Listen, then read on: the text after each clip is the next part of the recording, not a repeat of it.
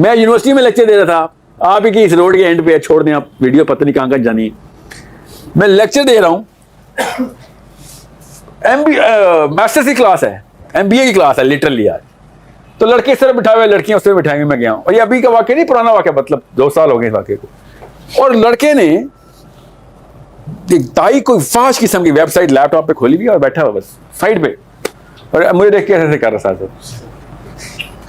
तो कुछ ज्यादा ही मैं किसी को पसंद आ जाऊँ, ये भी नहीं हो सकता ना। तो मुझे भी शक हो गया कि इतना तुझे मुस्कुराहट आ रही है मुझे देख के। तो मैं बात करते करते एंड तक गया हॉल के, और मैंने देखा कि क्या तू लैपटॉप के तो चल रहा था, काम अपना पूरा कर रहा है।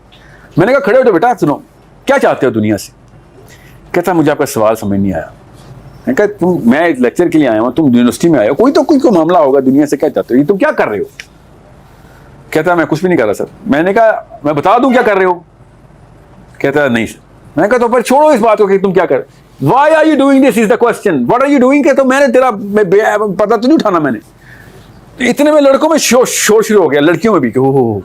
मैं लड़कियों की तरफ देखा, तुम्हें क्या है।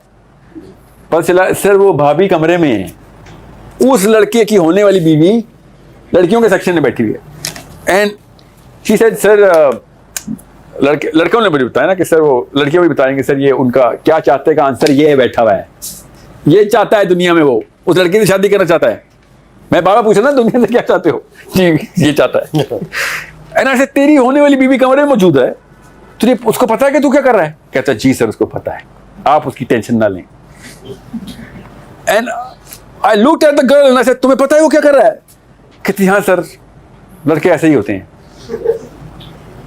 तेरे पास लड़के ऐसे होते होंगे भाई, हमारे पास लड़के ऐसे नहीं होते।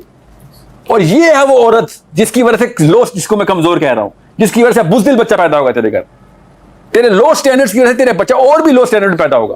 तूने कॉम्प्रोमाइज किया, भाई बंदा ऐसा है। तेरे होते हुए तो इसके चक्के छूट जाने चाहिए कि मैं इसके होते हुए क्या किसी से कर रहा हूं। सो बहुत गौर से समझना, हमारी बेटियां, हमारी माएँ, हमारी बहनें हमारे घर के अंदर हमारा माहौल लिफ्ट करने के लिए होती, उनके होते हुए गाली नहीं निकलती मुंह से किसी गाली गलोच बंदे की।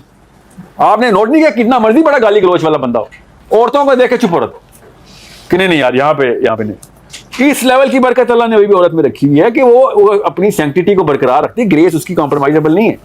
मोहल्ले को छोड़े, रोड के ऊपर भी कोई लड़ाई हो जाए और लड़की हो तो पीछे हो जाते हैं लोग कि नहीं यार कोई एक इस लेवल पे नहीं मैं जा रहा कि एक लड़की के साथ में कोई नाज़ेबा हरकत, वो भी दस्तराजी कर दूं, कोई हाथ उठा लूं, ऐसा नहीं हो सकता। सो घरों में अंदर अगर माहौल नहीं इंटैक्ट हो रहा तो बाहर तो फिर गदर मचना ही मचना है। सोचे जरा कि जिसने उस स्टैंडर्ड को ब्रीच कर दिया है कि मैं बेगम के सामने होते हुए कि नाज़ेबा वेबसाइट खोल रहा हूं, उससे क्या बईद होनी कि वो क्या करेगा दुनिया में।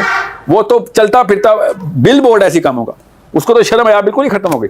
मगर चलें उसको तो हो गई। अब जब वो बच्चों की परवरिश हो रही है तो माँ ने पहले एक्सपेक्ट किया आदमी तो होता ही ऐसा है। किसने कहा आदमी ऐसा होता है। Somebody told her, convinced her. वो कमजोर थी, मान गई। बस कमजोरी लोग ऐसी बात मानते हैं, नहीं तो आप कह के दिखाएं किसी को, लग पता जाएगा कि ताकतवर बंदा जवाब कह देता है कि क्या खोला है तूने मेरे सामने, क्या कर रहे हो मेरे सामने। अरे हम तो किसी लेवल के ऊपर, ये क्या नाम था उनका, खादिम साहब, पूरी कौम उनको इसलिए नहीं फॉलो कर रही, आधी कौम तो गाली क्यों देता है। बाकी के 99% बातें डिलीट कर दो, क्यों गाली देती। कई जगह पर तो बनती भी नहीं जाने देते थे ना गाली, कोई भी होता था जिन चीजों में उन्होंने दिया, कोई भी होता वहां पर लगा रही चीज। मगर चले किस लेवल के ऊपर स्टैंडर्ड चल रहा है कि अल्लाह का काम करने वाला बंदा है तो तुझसे हल्की सी भी गलती बर्दाश्त नहीं करेंगे हम, स्टैंडर्ड नहीं कॉम्प्रोमाइज होने देंगे तेरा। इतनी सेंसिटिव चीज है कि अल्लाह रसूल की बात हो रही है तो कौम साइकोलॉजिकल डिसोनेंस में चल जाती है कि नहीं ये कैसी बात करते गाली क्यों दे दी। टीवी बंद कर दिया लोगों ने, उनके खिलाफ शुरू कर दिया कि नहीं ये क्या बात। कितना कोई हाई स्टैंडर्ड, अल्लाह ताला का निजाम खुद अपना स्टैंडर्ड कैसे मेंटेन करता है। सो जिस वक्त आपके स्टैंडर्ड्स मशहूर हो जाएंगे, लोगों ने आपके आने से पहले सफाइयां करनी है। ये होता है मोमिन का लाइफस्टाइल। कमरा पहले से साफ हो रहा होगा, दोस्त होंगे आपके, चीजें छुपा रहे होंगे।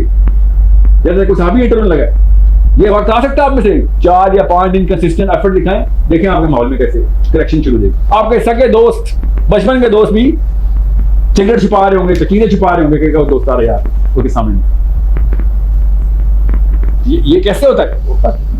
हफ्ता 10 दिन की मेहनत है, बस ज्यादा नहीं। फिर लोगों के ये वाले जो है ना तौरतवार आपके स्टैंडर्ड्स खुद इंप्रूव करवाएंगे। मेरा एक जानने वाले कहते हैं यार मैं ना दीन के बारे में कोई भड़क मार जाता हूँ जब 6 बंदों बैठा हूँ, ताकि अगली दफा मिले तो पूरी करनी पड़े।